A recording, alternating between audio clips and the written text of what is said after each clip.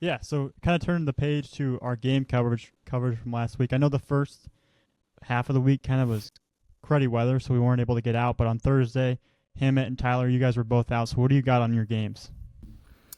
Well, staying on the theme of Brother Rice, you guys kind of teed me up really nicely here. But yeah, saw him Thursday. Beat Lions Township 6-1, and just man, the entire Brother Rice starting infield for me was like my biggest takeaway, just all the way across the infield. Let's start with Triesenberg. Was starting at shortstop.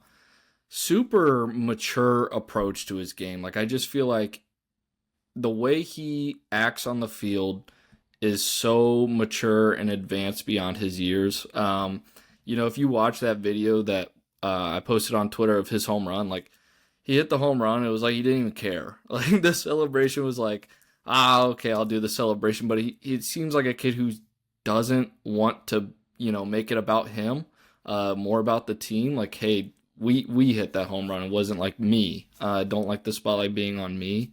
And you kind of see that defensively too. Like he's really good defensively. It's maybe not as flashy as the next guy I'm going to talk about, but it's just as good. It's very polished, in my opinion, as well. So moving over at second base was Jackson Natanic, and kind of told these guys on Friday after the game, it's like for as long as I've been doing this, he's got to be up there for me of like just some of the best pure glove I've seen since doing this. You watch him during IO, and he's just picking everything. If there's a bad throw, he picks it, makes it look like it's nothing. He made a really impressive play up the middle later in the game, up the middle, deep in the hole. Turns around and fires like it was nothing. Got a speedy runner out at first as well. He also hit a homer in the game as well. Really like Natanic's overall game. Just seems like a total spark plug type of player. At third base, had Aiden Ohava. Was all over the barrel for me. He's going to Eastern Michigan after this year. Hit a homer in the first inning, which was a back-to-back off of the next guy I'm going to talk about. But really mature approach at the plate. Just seemed like he had a very concrete plan on what he wanted to do every time up. Was just all over the pitching. It didn't matter who was on the mound for Lions. He was all over it. Then at first base was Brady Cunningham. This kid, I feel like, just continues to trend up for us. He's only a sophomore, but he's part of that sophomore crop that Hammett, you were alluding to earlier, have like arrived for Brother Rice. Yes, he's highly regarded as a prospect, but boy, does he back it up with his play. Again, I touched on it earlier. It's one thing to see these guys show well in showcases. It's a whole nother deal to see him show out in game, especially on varsity. His first at bat goes the other way with a outside fastball, sends it out to the right center field gap for a homer, and just has another guy who just seems very mature for his age. Just really continue to like the bat. I don't. It's hard for us because it's like I don't know what I like him more as a bat or as an arm long term. Because then he comes in and closes out the game for Brother Rice. Two dominant innings out of the pen, struck out five. Fastball was 86 to 88. Hammond, I think you might have had him a little firmer earlier in the spring. No? Okay. But it was 86 to 88, but just getting a ton of life and carry through the zone. Was also spinning a sharp breaker for me at 74 to 77 as well. So continue to just be really impressed with Brady Cunningham's overall game. Also for Brother Rice, Braden McKendrick got the start. Really good outing. Super efficient, was limiting hard contact throughout the game. Pitches with some bulldog mentality, which I love to see that out of arms. Especially when it's not forced. It seems like that's genuinely who they are. Really love to see that out of Braden. He got out of a couple big jams in the game. But yeah, he was 83 to 86 with his fastball. Ton of arm side run. Like, feel like a lot of those lefties get that like natural tail to it. But also had a big breaking curveball. 70 to 74 that he could throw for strikes in any count. Also was like kind of his out pitch on this look, but he struck out 8 over 5 innings, and That was my first real intimate look at McKendrick, and I was just really impressed. He seems like a very solid and steady arm to have towards the top of their rotation for Brother Rice. Moving over for Lions Township, I'm going to go a little half and half here because the one player I really want to talk about is going to be my prospect of the week this week. But for me, for Lions, it was Blake Ragsdale. I haven't seen Blake in a while. Was around him a lot when he was a junior future gamer back in the summer of 2022. And just to see how much better he's gotten since then, like, obviously, right? Like, he was 13 or 14 years old then. But the actions he was showing me on defense was like as good as it gets. That is what it's supposed to look like for a kid who's going to TCU as of right now after his high school days are over. Like, so polished, so athletic. The glove, like, Lions Township's a natural playing surface, right? It's not turf, so you don't really know what type of hops you're gonna get. Looked so comfortable. His arm was playing out of all sorts of arm angles. It plays well on the move. And he's got some sneaky juice across the infield too. Like, it's not a super intentful arm path, to get the ball to first base. So really like Blake. He got on base. He got hit by a pitch in his first or second at bat. His first at bat. Gets on first, like almost immediately, still second on a lefty. Then he ends up stealing third as well. So really like Blake's game. I was really impressed. And then I'm going to touch on my other standout from Lions later for my prospect of the week. But that's what I had from Thursday. Cool. I can move on to Joliet Catholic and Bishop McNamara. Joliet Catholic ended up no-hitting Bishop McNamara behind Lucas Grant. Lucas Grant, he didn't throw the full game. He actually got pulled with 2 outs in the last inning, which kind of hurt my soul a little bit being a pitcher, but it's for the better. It was the right decision. He was at like 96 pitches or whatnot. But he ended up going 6.2 innings, no hits, no runs, just walked 2, and he struck out 17. It was a really good look at him. I mean, he's long been the starter profile with 3 pitches, 88 to 91 with some sink, and then he'll flip the little bullet slider in there around 80, 81 for a strike. And then the changeup was really kind of the go-to that day, really selling it with his arm speed and playing with some bigger depth under the zone at like 81, 82. But it's a starter profile. Throw strikes, like I said, with 3 pitches, super high-waisted, long legs. I think that kid is nowhere near where he's going to be physically. So there's a lot to like there, especially, seeing him in a few years at Purdue. I think he's got a chance to be another, potential draft. But moving down, Callahan O'Connor got the ball for Bishop Mack. Didn't have the best day statistically, but I still really liked it. I mean, he was 86, 89, touching 90. He was not missing the zone by much. Like, if you actually look at the line, like, he had a few walks, but he was not spraying it by any means. Like, it was around the zone. Just some calls didn't really go his way.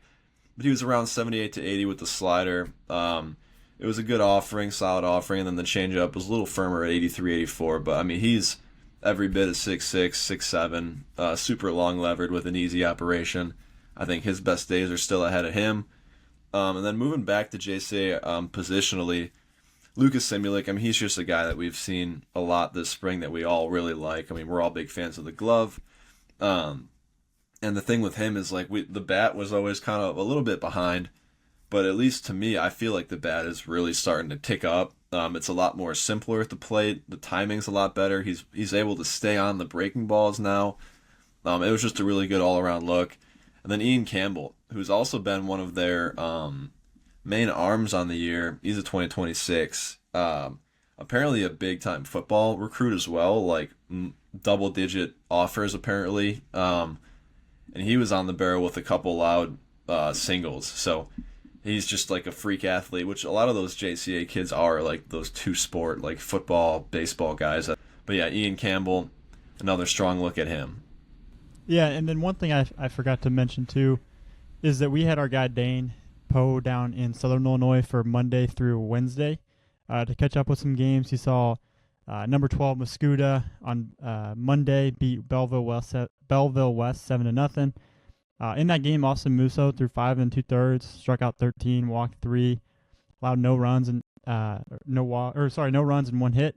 And then on Tuesday, he saw number 9 Triad in Collinsville. Triad won 14-1. Keegan Sipe went 2 for 3 with a homer, a double, 6 RBIs, and 2 runs. Scored in a walk in that game. Hayden Bernruder went 2 for 3 with a homer, a double, 3 RBIs, 2 runs scored, and a walk. And Drew Winslow was up to 92 in that game. Struck out 3 in 3 innings. And then on Wednesday, he saw Waterloo and Valmeyer, and Waterloo won 16-1. Colin Lindhurst for Waterloo through 4 innings, struck out 4. Also went 2 for 3 to the plate with a double, 2 RBIs, a run, and a walk. And then if you guys have anything you want to add more to any of those games, feel free. I mean, first off, it was a really good look at Andrew Winslow. He's a guy that plays basketball. It takes him a little time, coming off the basketball season to get into baseball shape. But he was in the zone. He didn't walk anybody in his 3 innings. And it's a unique slot. If he starts working that slider, that's a guy that's going to be an awesome, awesome piece for Triad because we're super high on them. And every time we see them, we just like them more and more. They're 11-1. You look at what they did last week. I'm just looking through the scores right now. They beat Collinsville 14-1. They beat Centralia 10-0, and they took down Granite City 2-1. They're really, really pitching it on the year, and they've got one of the best offenses I think in the state. So that's just a team in general that just keeps doing it for us. And like you mentioned, Hayden Bernruder, he was really good offensively when I saw him, and he's just continuing to do it. I know Dane got a good look at that too. Yeah, so moving over to Friday's game coverage, we were all out at games. I went to a game over at Normal West. They played Bloomington, and Normal West won that game 7-1. Really, the game was all Normal West offensively. I think it was the 3rd inning. They scored 3 runs. Bottom of the 4th, they scored 4 runs. Cooper Temples, it was their shortstop. He's a 2025 going to North Central. Really opened up the game with a 2 RBI triple. It was a near homer, and honestly, it didn't look like he hit it that hard, but it just kind of went out deep right field. He got their offense going there. They collected some hits and RBIs in the bottom 4. Solo shot from Torin Delaire. He was a guy that we mentioned earlier that hit a home run against Urbana earlier in the week. But, yeah, he had a home run that kind of got that inning going for them. And then they had some hits and RBIs kind of added to that total. Sam McCauley, he's a catcher, 2027, was batting 5th for them.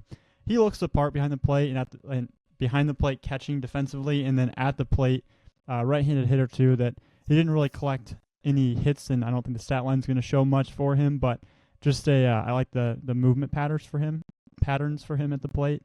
So he's one to watch for down here at Normal. Well, and then for Bloomington, yeah, I just love hearing that because that's been a name that we needed to cross-check off the winner. Yeah. Tyler mentioned it, hey, we see these guys in showcase. This is what the spring's about, cross-checking them in-game. What do they do on the field?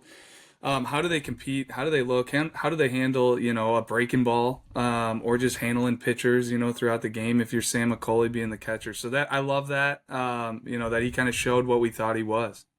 Yep. Yeah, and then Bloomington had a shortstop. 2027, Blake Alferink, I think is how you say his last name. Thought he was pretty interesting. At the plate, he's a right-handed hitter, showed some bad speed. He collected their only RBI of the game in the top of the 7th on an RBI single to the left side. And then defensively, I just thought he showed some actions during I.O. Just kind of looks like an athlete out there and just kind of one to keep an eye on for Bloomington. But really, the main thing from this game that I wanted to touch on was Chase Reinhardt. Left-handed pitcher, 2027, in my opinion, probably one of the top in the class still. I don't know where we have him slotted at currently. I know we're updating the rankings this week, but the velo was not as high as we had seen it in the past. But just the compete factor, the ability to attack the zone with his fastball and slider, I loved his demeanor on the mound. He showed me that he knows how to pitch and to mix, how he mixed up his fastball, slider, and his off speed. I wouldn't say he had command, but he definitely had control of his pitches, just in and out of the strike zone on right-handed hitters and left-handed hitters. I was just very, very impressed in the composure that he has on the mound. It's just he's just so confident in himself, but it's a quiet confidence. He's not super loud. He's not, running off the mound and screaming, but he's just a very calm, cool, and collected kid on the mound. I loved it. I really did. The way he moves, it works. And then talking to Normal West coach over there, he was saying before the game that I think on the year he only has walked like 2 guys or something like that, and I'm not sure how many strikeouts, but just not a ton of walks. He throws a ton of strikes. He did get into some 3-2 counts. He did walk some guys on Friday, but I don't know. He's a really good arm. I was really impressed with him. I love to hear it, Gavin. He's been a guy that kind of has been on my radar for a while now. I was able to see him last summer. He was pitching up, playing for a summer team, and I think I was there to watch Gavin Michaels playing on the same team with Gavin Michaels. And it's kind of the same thing. Like, it was lower 80s velo, but just all-day strikes, any pitch in any count. And then I just watched, as you were talking, I'm watching the video on him. And yeah, it's a short, quick arm from like that 3/4 slot. Breaking ball's got great shape to it. And then just like even the body type, like looking at him with the still shot in that video, like he's got the long, high waist. I think he's going to get a lot stronger. I think the velo is going to come. Just you look at the way it works, the athleticism, how the quickness in the arm. He's been up to 87 for us, and I think like, hey, he may be a guy that just you got to wait a little bit on the velo, but he's going to compete. So you love to see it. Yeah, and one more thing, just talking to Coach Hawk over there at Normal West before the game, just giving love to the Normal West team a little bit here. He was saying that on the year so far, I'm not going to have the exact numbers, so do not quote me on this, but it was something like over 100 strikeouts for their pitching staff and under 30 walks for their pitching staff. So pretty good stuff there. They're throwing a lot of strikes, and he said that's kind of been a big factor for their program so far this year. So good stuff from Normal West. But yeah, go ahead, guys. I know you got some games to touch on here. Yeah, and then my game Friday was number 6 McHenry taking down number 19 Huntley 6-1. Story of the game for me is good old Caden Wisniewski. Just feels like this kid, every time we see him, just shows well. Whether it's with the bat, on the mound, or both at times. Got the ball to start for McHenry and was showing me all sorts of polish for that age. Showed real feel for 3 pitches. Was 87 to 89 early with his fastball, a lot of 88, 89 in that first inning, but really pitched more at like 86, 88 throughout the rest of his outing. Was getting over 2,500 RPM on his fastball. Had carry, had life through the zone, especially early. Was also against righties spinning in a tight slider at 75 to 77 that he had control of, and he could throw it really in any count. To me, what was impressive was also just his changeup, that he was kind of throwing exclusively to lefties. It was 83 to 84.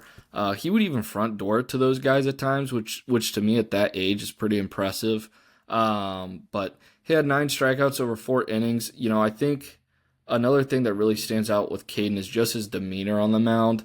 It's a very steady heartbeat. I don't know that I've ever seen him show any emotion in a good way. Like it could be bases loaded. I just walked in a run and it's like 0 emotion, or I could have just struck out the side, 0 emotion. Which I think at that age is really impressive. Things got a little hairy for him in 1 inning. Bad play behind him defensively, and then ended up walking in a run. But it was like, whatever. Like, I'm just going to go right back at the next guy. I'm not going to sit on the mound and sulk about it. Like, it's whatever. And then he ended up coming out and finishing out his outing really strong. So continue to be really high on Caden Wisniewski, as is everyone on this staff. But moving over, Carver Cone, who is currently our number 1 2028 in the state. Feel really good about that. Right now, obviously it's really early for those 2028s. We don't go super crazy with ranking those guys. It's so early for them, but feel really good about having Carver at number 1. Just the look in the box, his actions defensively. We've known him as an athlete. Hit a grand slam his second at bat. Kind of looked like it was going to be just a sac fly for him out to left field. It ends up carrying out for a grand slam. Was doing some digging and sent this note over to Gavin and Pete actually, but he's already got 3 bombs this year, and he's not the biggest kid in the world right now. which to me, as a freshman, to do that on varsity, I think is really impressive. Like McHenry's been playing pretty good competition all spring, so to have 3 bombs that early, to me is really impressive. But offensively, what really stands out are just some of his takes in the box. Seems to have a pretty good understanding of the zone for that age. Minimal chase, right? So just really impressed with Carver. I know I'll see him again tonight, so excited for that to see what his encore outing is. But Jeffrey Schwab, just a quick nugget on him, was starting at third base for McHenry and could really pick it over there. Made some really impressive plays at the hot corner, just coming in, grabbing a short hop. Just some minor things that you don't often see out of high school third baseman unless they're super highly regarded as prospects at that position. So wanted to shout out Jeffrey there. I thought he played third base really well for McHenry and probably saved a run or two for him at times. Zach Reedy, kind of mentioned him earlier when we were breaking down scores from the prior week, but came in to close out the game for McHenry and really picked up right where Caden Wisniewski let off. Was pretty dominant. 6 strikeouts over 3 innings. It's nothing super overpowering. He just throws a ton of strikes. Fills the zone. He was 83 to 84 with his fastball, but spun in a tight breaking ball at 71 to 73 that got a lot of hitters to chase it. Played well off his fastball, so I really like Zach. Thought he threw the ball really well. And then for Huntley, TJ Jakubowski, just kind of an all-around impressive showing for me. I really liked TJ when I saw him last spring, but saw him playing second base and just hitting last spring, but now he's taken over the shortstop position for the Red Raiders. And defensively, he looks apart there. He's a 2025 going to Bradley after this spring, and really like the look in the box and on the infield. Seems like he's got some real moxie and swagger about him, which I feel like he was kind of more of maybe a shyer player. I don't know if that's really the right term to use there, but seems like he's coming out of his shell a little bit as he's gotten older. He's a senior leader on that team. He's a captain, but he also came out on the mound and threw the ball really well. Kept McHenry at bay, kept him off the scoreboard for a few innings. Struck out 3 in 3 scoreless innings. He was working his fastball 84 to 87. He kind of looks like a shortstop on the mound. Right, he's pretty athletic. The arm really works up there. So I just thought that was interesting. I didn't even know TJ pitched, and then he came on in relief and threw the ball really well for Huntley. So that's what I got from my game. That fires me up about TJ Jakubowski because I had no idea he pitched either. I know his older brother pitched and pitches. Now he's at UIC. He was always I think he's a low sidearm, maybe even submarine type there at UIC, but. Man, if TJ needs a backup plan, shortstops that pitch tend to work out pretty well. They tend to have feel, and he's clearly got some arm strength. Just getting out there being 84, 87. If you guys are cool with it, we can move on to Saturday. Saturday, I was able to get out to a game. Fremd was a team we had talked about on the podcast. Hey, they started out really hot. They've beat some good teams. We moved them up to number 22 in our rankings last week, but we needed to get out and see them. So got out to their home field, saw them play Glenbrook North. One of my biggest takeaways walking up to Fremd was I had never watched a game there. Really, really awesome setup. They've invested some money into that park. The brick backstop that they have is really, really nice. The netting around the field, because it is kind of... There's a neighborhood right behind them, so they've got the high nets to try to block the foul balls from going into backyards and stuff like that. But just a really nice looking field. The windscreen in the outfield, a really enjoyable game to be at, and I'm sure the sun and 60-degree weather and light winds also helped because it was a beautiful day as well. But man, just initial overall takes from Fremd was I just really like their team top to bottom. When looking at their position players, everybody in the outfield is left-handed. They all hit left-handed. You don't see that very often. Just a ton of left prospects. As I got through my game card and I'm writing down lefty and righty on every hitter, they end up having 5 lefties in the lineup. Their last 3 hitters in the lineup are left-handed hitters. So just a really good mix there. And then at the top, they've got Chase and Cooper Nelson. that hit 1-2 in the order, and then they both play up the middle on the infield. Chase is a 2026 who leads off. He was playing second base, and then you've got Cooper, who's a 2025 going to Wisconsin Parkside. He plays shortstop and hits in their 2-hole. They can both really defend. Cooper really looks the part at shortstop. It's an athletic frame. He's an athletic mover. He's got the actions on the infield. So like they're very, very solid up the middle of the field. Chase is actually going to be my prospect of the week here, so I'm going to save anything else on him. But then just going down the list on their team, like in their 3-hole is probably my favorite player I've seen this spring. I haven't been out to as many games as you guys have, but between the Kickoff Classic and a few others and then getting out here, but Johnny O'Brien, he hits in their 3-hole. He plays center field. He is a 2026. He's actually committed to Northwestern to play football and to be a quarterback. I know Northwestern got Jack Lausch a couple years ago, a standout baseball player from Brother Rice, who's also a stud quarterback. They're kind of doing the same thing here, getting a Chicagoland quarterback, who also is a super interesting prospect. And just watching him on the field, we had seen him his freshman year. He came in the winter to our Aurora preseason ID. Was ultra interesting as a position guy, but I loved it even more on the mound. Like it was low 80s with a ton of feel. I thought it was going to be like top of the class type of arm one day. Well, since then he has put on a ton of quality muscle. He's 6'3" and flat, looks the part in the uniform. To me, if he didn't play college football or was going to Northwestern to be a quarterback and wanted to just work on baseball, like that's a draft follow all day, every day. He can really run. And I say draft follow on the baseball field. He's a center fielder. He can really run. He fills out the uniform.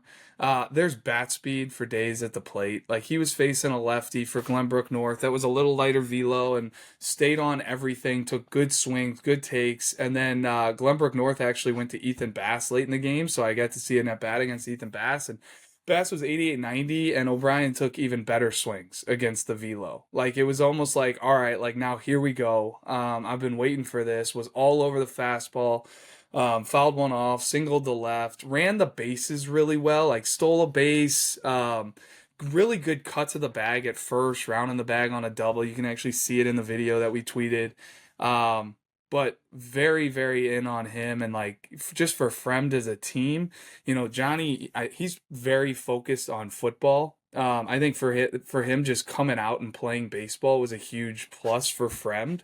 And to have him in their lineup and in their roster, because he's just a position player. He's not pitching. He's focusing on being a quarterback. But man, was I in on him. And then Fremd had 2 lefties that I saw throughout the day. Both were sophomores. Miles Minier, I don't know how exactly you pronounce the last name, but it's Minier. Longer body, longer frame, like high waist, long, loose arm action. Was pitching in the upper 70s, but could really pitch. Like was mixing in a breaking ball. I think that's going to be like a low to mid 80s guy in a couple years, and definitely a college arm one day. So I liked him for them throwing him on a Saturday in a non-conference game. Pretty in on Miles there, and then they came in with Robbie Seifert after him to throw the final inning, and he's a little smaller stature, but short, quick arm, kind of like that mid upper 70s like Minier was, and could pitch a little bit, like had a breaking ball he showed. So curious to see like Fremd's top arms. I know Jack Kreifeld's one of them, and Will Graba as well, who plays third base. But those are just a couple things that I had on Fremd. Like they're going to be interesting. They're going to be tough because I mentioned these lefties they have at the bottom of the order, but like there's also a ton of seniors on that roster. It's all seniors with a couple juniors sprinkled in. So like they seem like they're going to be a tough out. They can all kind of do a little bit of everything. They can bunt, they can run, they can hit and run. I feel like they're well coached, just kind of watching how they operated. So a really high quality look at Fremd. I liked what they have. And then just moving over to Glenbrook North, a couple nuggets. They do have Ethan Bass at Glenbrook North. So not only are we getting a look at Fremd, a team we hadn't seen, but we're getting a look at our number 1 2026 in the state. Committed to Wake Forest. man, he's just a really good baseball player. He catches your eye immediately in pregame. The way he moves around the field, the bounce, um, the presentation that he has on the field, like he just looks like a baseball player. The way he, presents himself, taking a cut from the outfield when you're looking at him in pregame, and then just watching the way the arm plays, how his feet work. Like his arm was playing really, really good. It was a plus arm across the diamond. It was playing accurate. He was moving really good, a lot of range, confident hands. It's a natural playing surface. He had a couple errors on the day, like a couple in between hops that you could have either attacked or tried to sat back on, got him in between. So I've seen better looks at Ethan Bass. Like he went on 1 for 4 at the plate with a couple of strikeouts, but I also did see like a hard barrel into left field. There is still a ton to like on Ethan Bass, and then Chase Peterson. He's exactly who he's always been, except he was DHing, wasn't playing the outfield. He's got a little arm thing that he's working through right now. So I know that's been an adjustment for him, just like learning how to DH when you're used to playing the field constantly is an adjustment. But it didn't seem to affect him on this game because he was all over the barrel. Hammered a couple balls. One of them was a 2 RBI single that was really like most of the scoring for Glenbrook North on the day. And just a lot of easy bat speed with balanced approach using the middle of the field. So, I mentioned Ethan Bass as a shortstop. Like it was cool to see him get on the mound because, man, he's got a future on the mound if he wanted it. Like he just got on there and started chucking, and it's a really athletic arm. It's quick, and it's a ton of strikes. Like that shortstop that gets on the mound, like a TJ Jakubowski, like, lot to dream on there if he ever did want to pitch. But 88-90 and did give up a barrel to Johnny O'Brien and stuff like that. But man, plenty to like there, and it's good to get out. Beautiful day, weather's turning across the state, and a lot more baseball to come. Yeah, so I was down in Monticello on Saturday morning, and I saw them take on Illinois Valley Central they're from Chillicothe. But one thing about IVC, I did not mention them in that 1A, 2A story that I released last week. I definitely should have because they're definitely one of the probably better 2A teams in this region and probably in the state as a whole. They've got a really good lineup and some arms as well on that team. But IVC ended up beating Monticello 4-0. And really it was a pitching duel throughout. The top of the 7th, Noah Lusher hit a home run. He kind of caught a curveball, kind of hanging curveball, took it over the left field fence. Couple RBIs in that inning from TJ Dennison and then Cole Yates. But no, a couple of nuggets on IVC. Cole Yates was their starting shortstop, and he is going to Heartland. I really loved it in IO. It is athletic. There are actions. He's got a confident glove. Smaller frame, but he has some bat speed at the plate. But I don't know. I feel pretty confident in saying he's probably one of the top 15 defenders at up the middle in the state. It was really, really impressive at shortstop for Cole Yates. And then Braden Coventry is a 2025 for IVC. He was their catcher. He's going to Swick. Really showed a strong arm behind the plate in IO and on some throwdowns to second. He threw a kid out at second. Got a good build too. He led off for them. And then Griffin Landsverk, he's a 2025 going to Carl Sandburg. Played center field and batted 4th for them, but really impressed with his arm. Again, an IO from the outfield. Just really strong on throws to home, and then they had him throwing to third. For Monticello, Eli Kraft, he's their catcher. Long been a fan of Eli. He, to me, looks like one of the best catchers in the state, just defensively. He is blocking it up. The frame itself is just probably 6'2", 6'3" kid, just a lot of strength. He moves around really well back there. He receives really well. He's super flexible and is able to move kind of left to right and block it up. His arm is getting a lot stronger. I know in the past it's maybe been that's kind of been the thing that's been the lightest for him defensively, but it looks like the arm's really starting to play. It's on a line on throws to second, but he's a John A. Logan commit. I think he's at the plate looking like he's cleaned up the swing too a little bit. He's got some juice in the swing. I mean, he was taking some balls to the right side. He had a single and then another one that was an out, but it was a hard hit ball.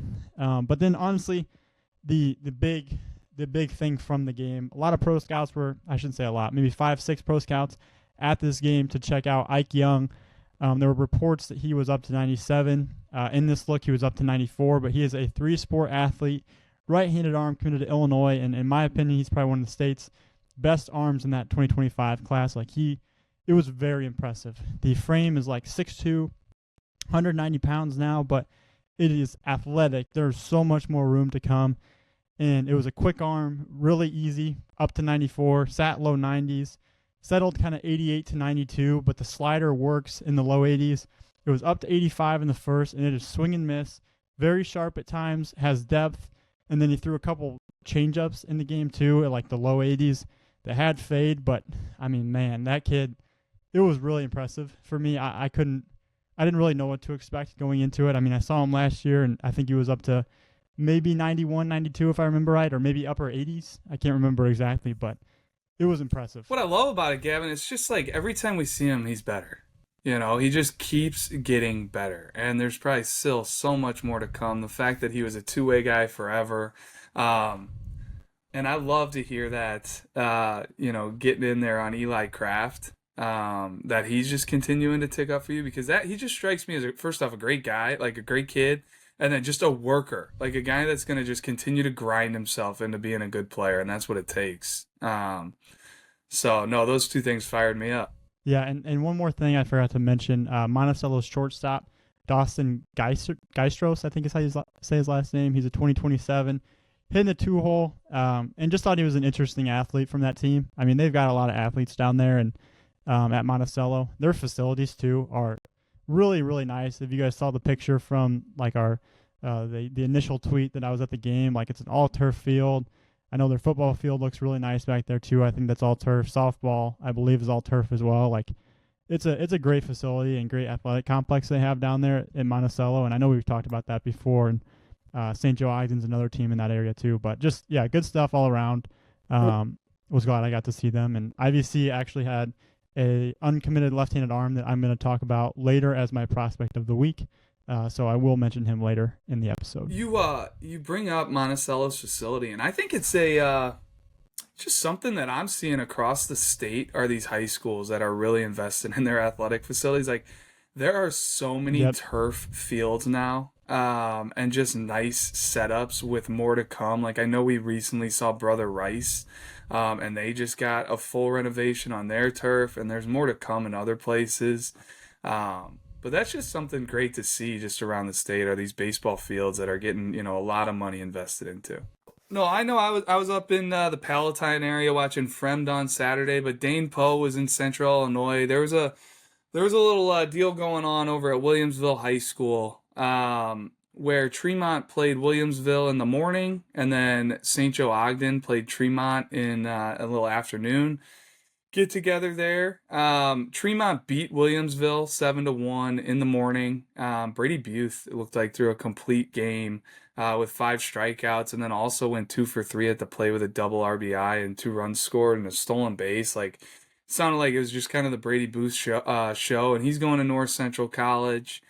Blaine Williams, catcher, he's been a long time standout for Tremont. He went 2 for 3 with a double, run scored, walk. Braden Sailing for Williamsville. Struck out 6 in 5 innings, gave up 3 runs. He's been a guy we've talked about. He's been my prospect of the week here on this a few months back. And then in the afternoon, he saw St. Joe Ogden beat Tremont 8-1.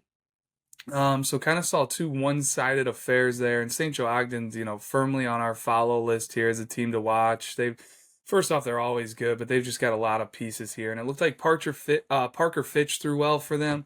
6 2/3. He was 1 out away from a complete game. Gave up 5 hits, no runs, no walks. Like, I think that's kind of been a theme, an awesome theme for us so far today, is just these pitchers that are throwing strikes. And he struck out 10. So big outing there. And then you got Logan Rosenthal, outfielder there for St. Joe Ogden, went 2 for 4 with a double, 2 runs scored, 2 stolen bases. Nolan Early also had 2 hits, went 2 for 4 with a double RBI.